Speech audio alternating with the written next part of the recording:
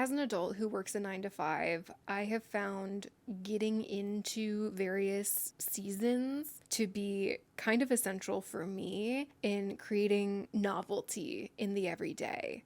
Working a 9 to 5 desk job, a lot of my days can look very similar, and some days I really crave how mundane that can be, and some days I get a little bored and I want something to look forward to. So putting energy into looking forward to every single season has really helped me over the past, I think I started doing this maybe 2, 3 years ago, like intentionally looking forward to each season. I've enjoyed finding a way to do that outside of just blind consumerism and buying up as much stuff as possible. I know fall is especially privy to this on social media. If you even go on Pinterest and just look up spooky season, Halloween, fall, whatever, you'll see hundreds, thousands of images and videos of just straight up consumerism and buying as many things as humanly possible.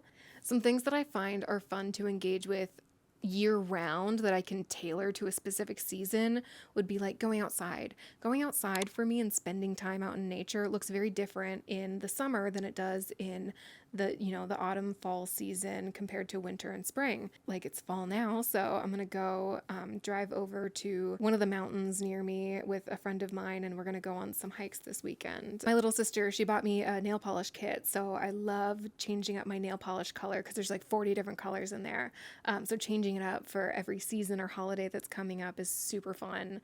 And, putting on outfits and changing clothes with items that I already have in my closet that just so happen to look Halloween-y when put together in a specific way. Listening to my, autumnal and Halloween music playlists, watching more like spooky season movies that I can rent from the library, the meals I cook for dinner, switching that up to have more like soups and tomato soup. Love. Especially with some grilled cheese, so good. And one of my favorite things is intentionally making stuff centered around that season. I feel more inclined to do that, especially in the fall and in the winter. So this autumn, there are a couple crafts I want to do, and making my own decorations really forces me not to buy stuff and not to buy a ton of stuff that I then have to store. Forces me to be more creative. The decorations I do come up with and the outfits I make, it all has a lot more meaning since it's handmade, and it forcibly slows me down in the process of consumption. So this year I am knitting a Halloween themed sweater. I have been eyeing this sweater for well over a year. It's the Nocturnal Jumper by the Petite Knitter, is what she was formerly known as, and has since switched over the name to Saskia & Co. I will link in the description to the pattern. The designer is incredibly talented. I highly recommend you check out their other designs. They're just gorgeous. I'm also a sucker for stranded color work. For someone that loves stranded color work as much as I do, I really don't knit that much in stranded color work. The pattern calls for 5mm needles, but I already know the yarn I want to use for it, and that yarn for me works best with 4.5mm needles. I'm going to adjust the pattern to be for a 4.5mm needle. I'll probably end up just sizing up what I would normally do. I have no concerns about that messing up the pattern at all. In fact, with stranded color work, I like it to sit a little higher up on the body, so going down to a smaller needle size ends up making it fit and look better for my tastes anyways. The yarn I'm using is one that I've used a lot in the past, so Drops Extra Fine Superwash Merino. I've been going back and forth on how much I like using this yarn, but it is one of my favorite yarns I've worked with for stranded colorwork sweaters. I really like the way it holds up. I like the way it drapes, the weight of it. It's easy to work with. It's affordable for me. So that is what I am using. I hope there are only 3 colors in the sweater because I only got 3 colors. So color number 2, which is the black color, and what is this? Color number 42. It's like a dusty orange with a hint more pinkiness to it. And then this, my friends, is the scariest, spookiest season color of them all. Beige. But wait, it's even scarier than that. It's grayish, which is when you take the color out of beige. Did you know that there was color to be taken out of beige? There is. It can get even more colorless. I've been wanting to work with a grayish color for a long time, just as a neutral, because I don't use gray all too often. And I like beige from time to time as a neutral, but I have a lot of like blue undertones in my skin, so I'm wondering if grayish would suit me better than a proper beige, which can lean a little bit more yellowy. Oh, you guys are just so precious. And of course, as soon as I point it out, they walk away. For the sweater, I haven't looked at the pattern in depth yet. I'm not the type of person to read through a pattern before I dive straight on in. So I don't really have many concerns. I think I'm feeling pretty confident going into it. The only thing that I want to be really careful of is, since it's, circular yoke color work, I don't want to do as many repeats as the pattern has. That's almost always the case for me. So I really want to keep an eye on that. And there are a couple different ways that I approach doing that. So the first option is you have your repeats going around and radiating from the neckline, right? So one of the options is to remove one of those repeats, and that will instantly make it all smaller. I don't think I'm going to use that method in this case, because looking through the different projects on Ravelry, I don't think it fits really oversized on very many people at all. So I definitely don't need to take away that much real estate. The other option is, when working a circular yoke, you do increases, and then you work a couple rounds in stockinette stitch, and then you do increases again on another round, then you work a little bit more and do some more increases. And what I've done in the past that's worked really well is, whatever the last increase round is, I usually just skip it, or I will rework the chart altogether and replace the increases as I want them. And it's one of those things that I tend to just play by ear. So my plan for this is, I just want to go move into it, and I want to be really good about trying it on as I go. And if at any point I notice that I think it doesn't need to be increasing nearly as much as it is, then I will decide how I want to handle doing the increases. For now, I'm really just in the mood to cast on and get started on this. I'm gonna go on a hike with my friend tomorrow. I used to be kind of a fall hater, and I would just be annoyed by how into fall everyone else got. So I'm just gonna enjoy fall while it's here. All right, let's go.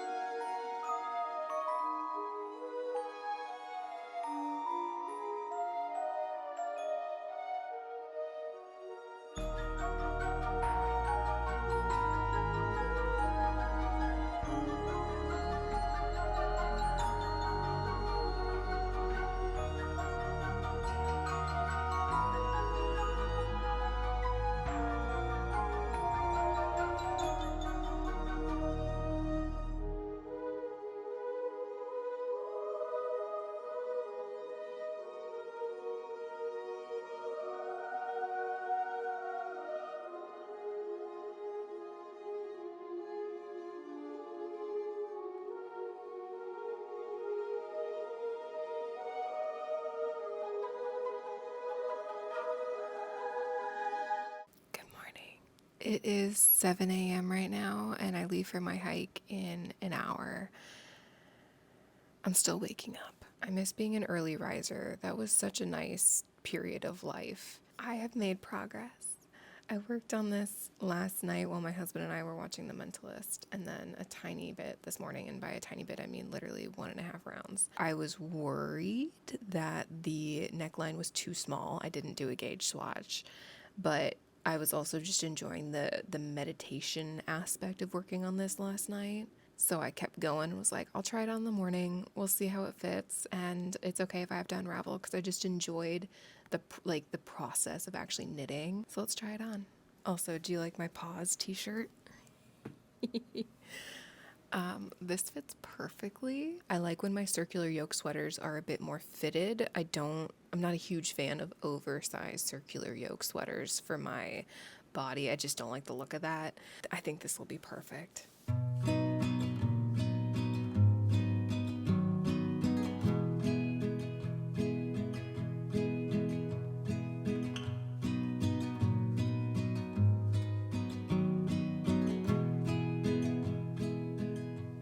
I don't think about it.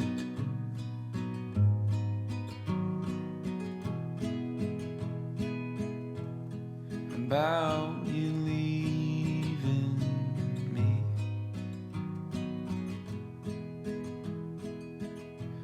don't know who I'd be.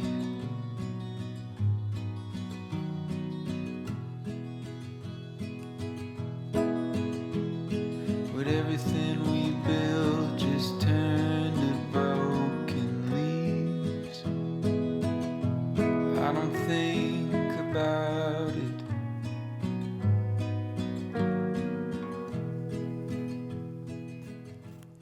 Hi. Pippin, did you think I was talking to you? Do you want to see a really cute cat face? Ba-bam. Cute cat face. Sometimes I worry that I show too much of my cats on this channel, and I know not everyone is a cat person, because I used to definitely not be a cat person. I hated cats. But I'm like, you know what? They're black cats. It's spooky season. It is their time to shine. My hike was so lovely. I was really nervous when my friend asked me to go on a hike, and I literally texted her. I thought about it all day when she asked me, and I texted her saying, if we can take lots of breaks, I'm just nervous I'm really going to slow you down. And she was like, of course we're going to take breaks. I'm going to pack a sandwich. We're going to have lunch. It's going to be slow. And All Trails said that the hike was going to take maybe 3 hours, and it took us over 5 hours to do the hike. So we took our sweet time. The whole hike ended up being about over 20,000 steps for me, but it wasn't a ton of elevation, so it was pretty chill. And I need to look up hikes with good fall leaves. It's kind of hard to find good autumnal leaves because that's on deciduous trees, and there's a lot of coniferous trees where I'm at. So you got evergreens, which means fall is still pretty green. And my other issue with fall where I live is it takes a long time for the weather to cool off. I love that overall. The transitions between seasons is so gradual and slow. You really get to appreciate and prepare for it. But I'm at the part where I'm like, I just want to wear sweaters, man. Everyone else I follow on YouTube lives in the UK. It's mid-September. They're all peak sweater season, talking about how cold it is. I'm going to put on my cute little sweater. Like, it's 85 degrees out, and it was 90 yesterday. It is not sweater weather in the slightest, but I have AC, so I'm forcing the sweater weather to happen. You are such a YouTube cat. You just love being on camera, don't ya? Shall I update on the sweater? Obviously. What am I going to do? Not update on the sweater? I have some things to think about right now.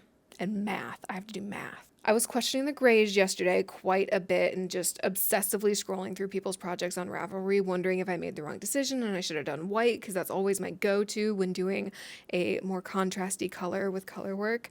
Always doing an off-white or a white. So I was like, you know, it's really low contrast doing the gray and the more muted orange, but I really don't like how I look in like brighter orange color. Anyway, it's the whole thing, but I'm feeling pretty okay with the grays right now. And I think it makes sense because once we get into October here, it's gonna start raining. The weather's gonna flip at some point in time. So I think the more muted palette is gonna really reflect the like gloomy October season. These are my witch's fingers, I guess. I don't know what I'm doing there. I think my tension's maybe a little bit looser than it could be. I could tighten it up just a teensy bit, but it looks pretty good. So I think I'm just being a little nitpicky with myself. And once I block it and everything, I did give it some steaming just because why not? But I think it'll end up looking just fine tension-wise. But I do need to put some thought into the next steps. I'm at a point in the project where I need to do I need to look at the chart. Yeah, okay, I need to do one more round where I do increases in the chart, and I'm going to loosely sketch it out for you. I'm not showing you the full chart because that's just a dick move.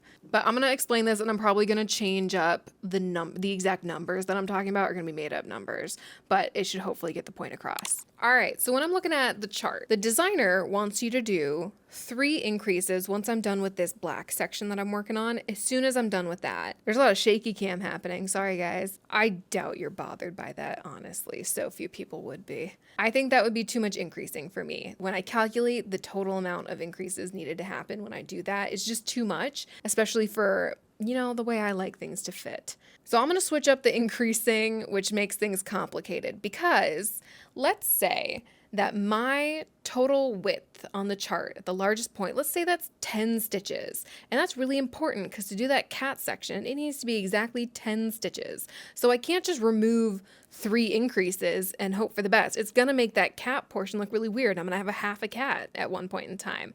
So I need to make sure that when I'm removing increases, that I need to do it in increments of 10. And I'm pretty confident that the math will math when I go to do that. So again, for easy math, let's say I have a total of 10 of these charts going all the way around.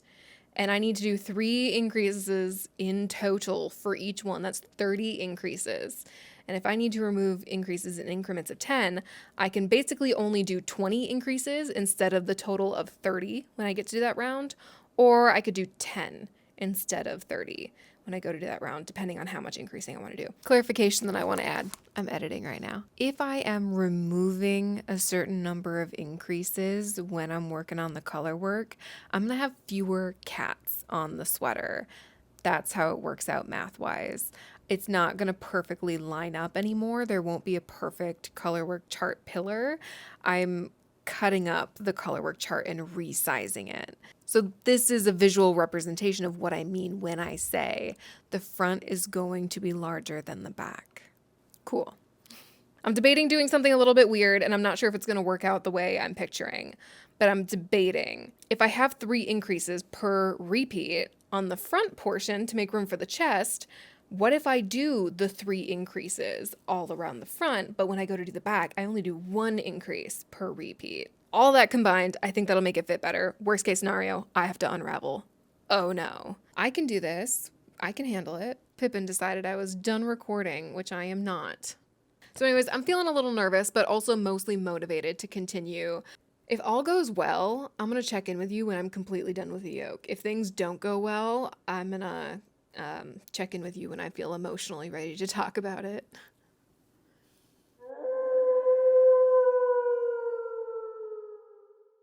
I am very little, if not a woman of my word, and things started to not go so great. And it's taken me 3 days to fully chill the F out about it. So things were going really smoothly all throughout the yoke. There was one row that I had to redo twice. The color work got thrown off, but that was fine. And then I made it to the portion where I'm doing the big circles and the cats. There's nothing wrong with it. There's nothing wrong with the pattern. Girl, we had to redo the last shot because you kept shaking the table. I'm not redoing this. So I'm working on the portion where I'm starting to do the circles with the cats inside, and the pattern doesn't specifically talk about the best way to approach it. It's a fairly bare bones pattern, which I typically really enjoy. So I was just kind of assessing what I thought would be the best way of handling it. Looking at it, I think you can tell if you've done color work before that something like this is going to leave you with really large floats.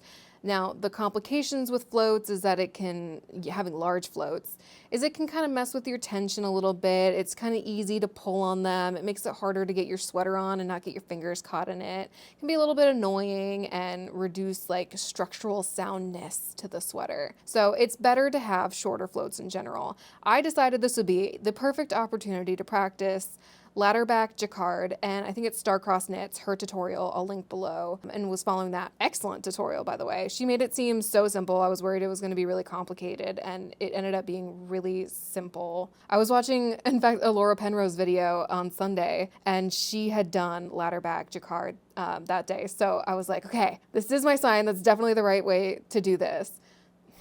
The thing is, it does slow me down doing ladder back jacquard with 3 stranded color work. Are we doing this again? Oh, you're gonna come right here until we're done. So there's nothing wrong with it. It just takes me an hour to do a single round. For reference, it probably takes me about 5 minutes to do a round without any color work whatsoever. So 45 minutes to an hour per round. I was just getting so fed up with how slow it was going and losing my patience for it because I was like, I'm gonna crank it out this weekend. It'll be great.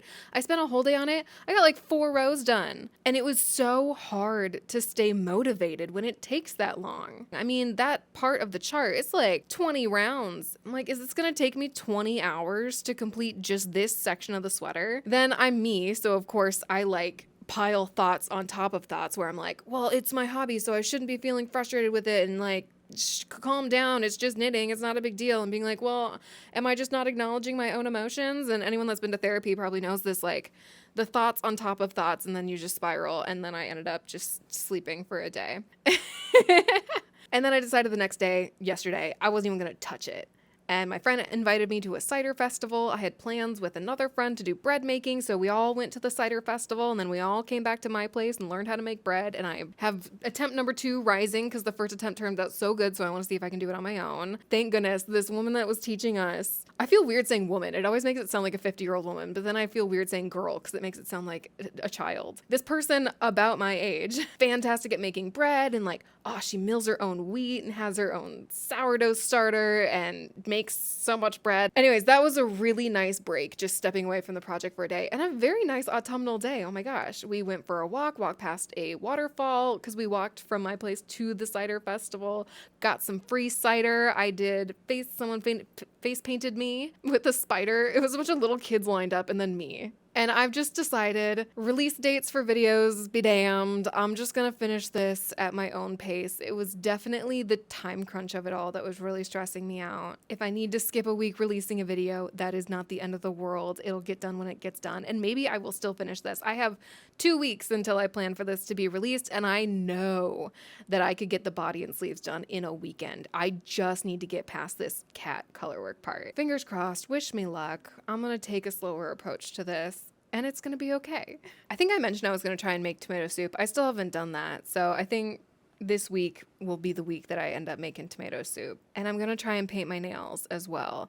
As soon as I get frustrated or overwhelmed with life, the first thing I stop doing is fulfilling activities, for lack of a better term. Things like painting my nails, going on a walk. It's self-care, I guess. So I'm going to try to do a little bit more of that and casually work on my sweater while I watch some spooky or Halloween-y type movies. Hopefully, if nothing goes wrong, I'll check in with you when I'm ready to split for sleeves. Please let that be the next time that we talk, because I want this to go well.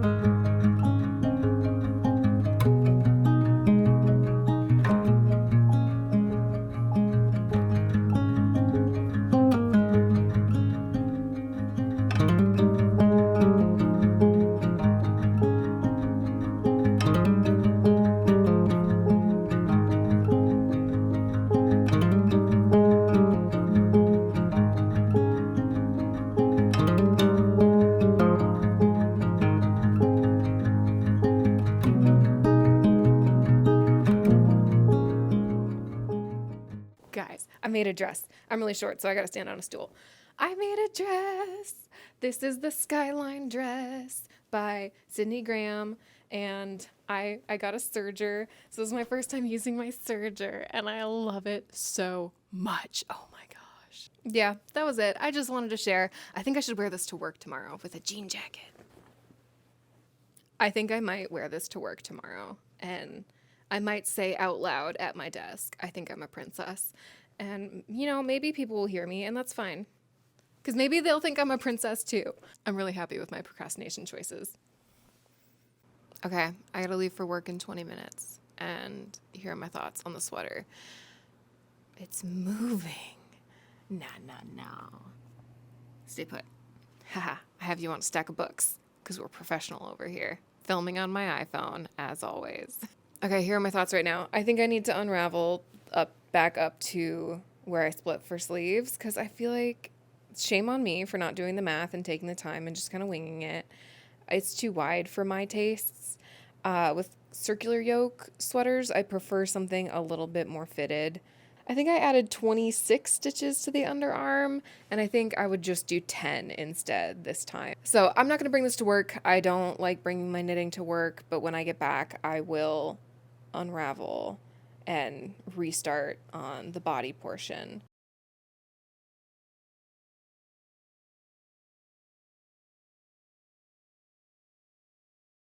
Whew, good morning. I have a lot of energy despite having not had any caffeine yet. It's about 6:30 in the morning right now.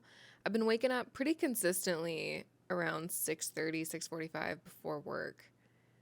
And it's been really nice to have like actual time before having to be at work. But it's been really weird recording before work because to me that's always been an after work or weekends thing. I don't think I'm going to make a habit out of doing it in the morning. I don't know, I guess why not? It's my time. What does it matter? I'm not being paid right now. Anyways, I wanted to give an update because I can see myself rapidly moving towards the finish line on this sweater. The body is done. Woo! And I have finished one of the sleeves. So I just started the second sleeve. And I'm gonna plow through this as fast as I can. Not in a OMG I need to finish it sort of way, but I get really excited when I get to the second sleeve because I'm just like this close to being done with the sweater. Is today Thursday? October 2nd. It's the second day of October, y'all. Honestly, the biggest struggle of September is just getting into, and it's continuing to be a struggle, I still haven't figured it out yet, getting into the new rhythm of working in person. It's just the day looks totally different. My routines all have to change. And I have yet to figure out how to get into a solid groove with YouTube because it's not like I'm losing more time. I'm actually working less now that I have an actual barrier between my work life and my home life. Like, I used to just leave my laptop open for a long time after I probably should have been done with work. And now I don't do that. I'm leaving for the day. So I haven't really lost time, but I have lost a lot of energy. Being in person sucks so much energy out of me. I feel like I can't stop complaining about the lack of windows. There are no windows. It's a windowless floor or wing of the building that I'm in. And it's really depressing. And the really bright fluorescent lights, like zero natural light, a ton of fluorescent bright lights in your eyes all day, starting very early in the morning. Like that alone is enough to make me feel really exhausted by the end of the day. But then adding in all the new social interactions, the anxiety around the feeling of constantly being watched, because like just getting used to working with other people around is such a huge transition. There are positives to working in the office. I'm trying not to focus too much on the negatives. I do enjoy having the separation. I enjoy that really clear boundary between work and not work. I like having a reason to get dressed and express myself through clothing because I'm actually leaving the house on a daily basis. I would go 2-3 days without leaving my apartment. So it's just a big adjustment. I don't know how I got onto this topic. I'm debating talking more about 9 to 5 and what that life looks like because as much as I've belly ached right now, I'm just getting used to it, but I'm choosing the 9 to 5 life. I specifically made a choice to enter into a career knowing I would be sitting at a desk all day, knowing 99% of my time would be spent staring at a computer, and I'm choosing to stay because it's worth it to me for all the benefits that come with it. So I don't know, I'm debating talking about that only because I know there's been a lot of back and forth on the 9 to 5 life. I've seen a lot of negative conversations around the 9 to 5 life, and I think a lot of the complaints are completely valid and things that I really, really agree with. But it's not all bad. For some people like me, it makes sense. I'm unwilling to, at least at this point in my life, pursue a artistic career, pursuing a career based solely on passion. I need the secure paycheck. I need the same number to be on my paycheck twice a month. I need the security of that. I gotta cut myself off now because I could keep talking about this for ages. My goodness, there's so much to say around the topic. But anyways, when I get home from work today, I'm gonna try to crush it with the second sleeve, seeing if I could get it done like today or tomorrow. All right, I'm gonna get a little bit more ready for work. Bye. One thing that I do every fall to get into the Halloween spirit is watching the Halloween episodes of my favorite TV shows. So right now, I'm currently binging all of the Bob's Burgers Halloween episodes. I always think I don't have enough time. I don't have time to do anything. And then I was sitting around the other day doing this. I ranked every Halloween episode of Bob's Burgers. Clearly, I have time on my hands. So if you want to kill some time with me, I'm going to talk about this for a second before we get to the reveal shots. This thing won't stay on my head, but I'm having a bad hair day. I forgot that I have free will and I can just wear hats inside if I want. You can skip forward. If you're not a Bob's Burgers kind of person, that's totally fine. Okay, ranking at the lowest, number 12, I put Pig Trouble in Little Tina. And it's because the pig freaks me out. He's super gross. If the pig wasn't as gross and their voice wasn't as gross, this would be a fine episode. But it's disturbing. Bad vibes. Bad vibes all around. Oh yeah, and the B plot I think was the earwax thing. I just didn't connect with it as much. Number 11, Apple Gorchard. I didn't like the pacing of this one. I found Louise's bids for attention really annoying. There's a lot of secondhand embarrassment that I'm not as fond of. The one thing I really did like about this episode was the reference to the original movie Twister. Okay, number 10 is Nightmare on Ocean Avenue Street. The A plot was alright. I do enjoy Dr. Yap, but I wasn't as gauged with the kids' A plot. The B plot I loved, which was Teddy the handyman trying to build the best Halloween decorations, and he's competing with this other handyman, but they secretly are just, jealous of each other. It's fantastic. You have male vulnerability, you've got engineering, what's not to love? Number 9, For Whom the Doll Tows. This was season 15. I liked it, but the first time I watched it, I was really confused and I didn't know what was happening, so I had to watch it a second and third time to fully grasp what was going on. I liked it. I think I just wish they had been more clear. And it's one of those episodes that they toss in that get really deep. Like The Amazing Rudy is an episode that made me cry the first time I watched it. So they toss in these really kind of serious toned episodes every once in a while. So it kind of threw me off. But I did appreciate it. Also, if you're into dollhouses and miniatures, it might be a fun one.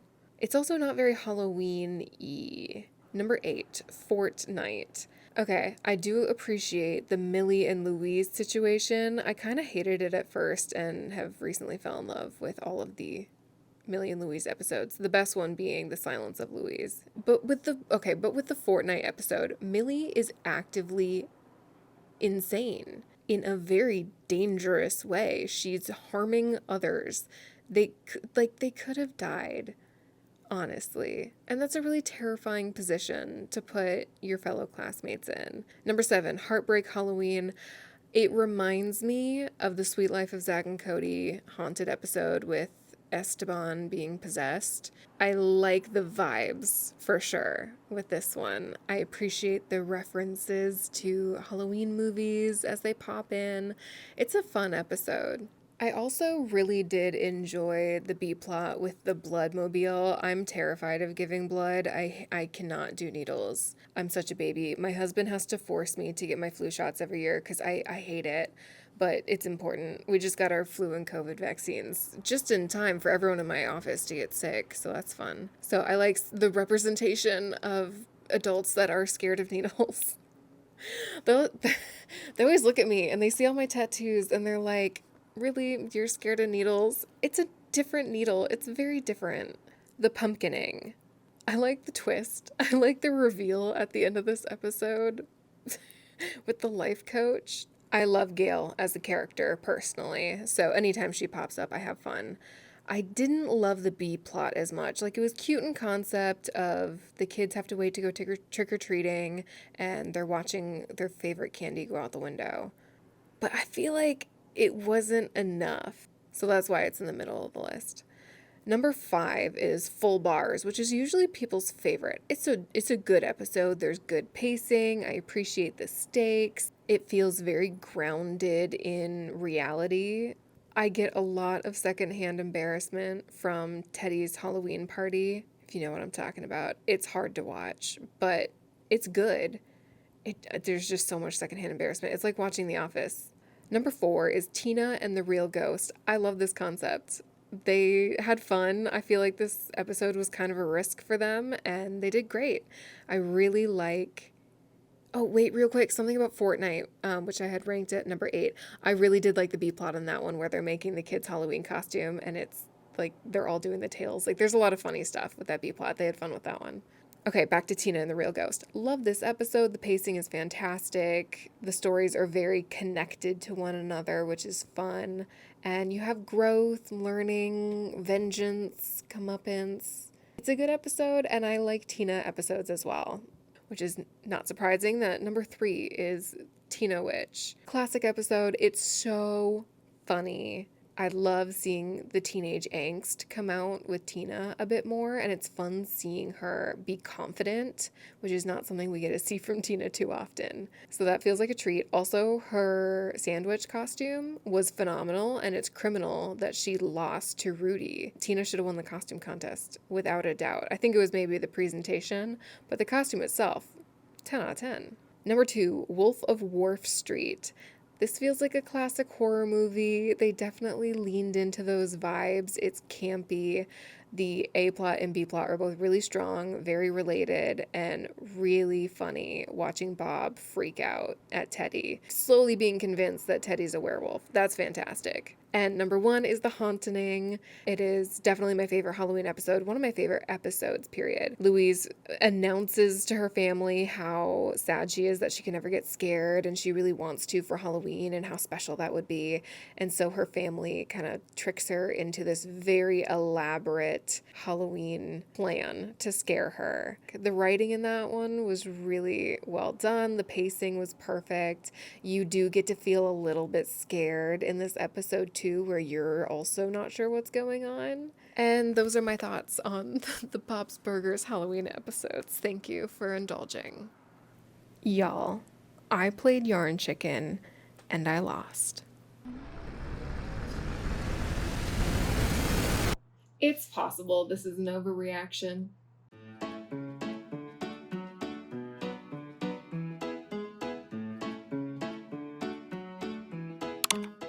Some final notes about the sweater, just so you know what I did to this thing, because I messed with it a little bit. So I added elastic to the top part of the collar and the bottom part. That was a really nice choice, because when I initially blocked it and tried it on, it hung so much lower, and I wanted it to be a higher neckline. I've also never done elastic on the bottom and the top before. I think I'm going to do that exclusively from now on.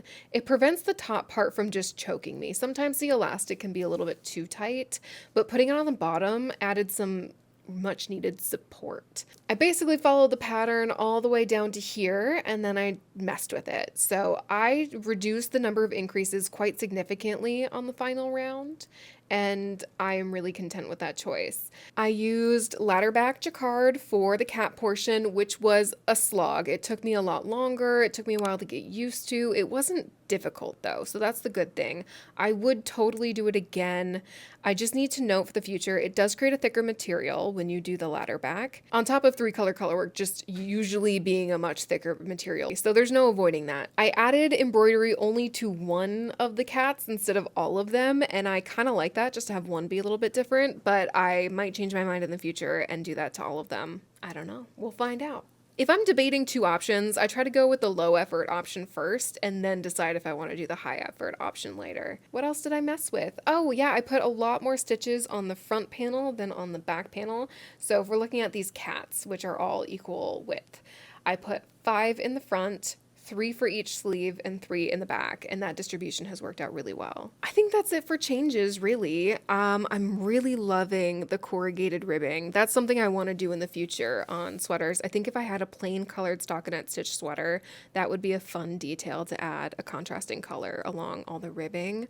Would love that. Love it on the bottom here too. It goes so good with my pants as well. Oh my gosh, this is gonna be my go-to Halloween outfit from now on. Ooh, I also have a skirt. I have this skirt, and I think it would look really good with this skirt too. I can't believe I did this. It's like when I did the Northern Augustan sweater last year, where I'm like, I said I would do a pattern, and I actually did it. Crazy. I know it took me a year, but still. I would totally recommend this pattern. I think it was pretty easy to follow, especially if you've done other colorwork patterns before. I am working on a crochet project that is also Halloween themed. If it goes really well, you'll see that video up next week. If it goes okay, you'll see it in 2 weeks. And if it goes poorly, you'll never see it. All right, have a happy October.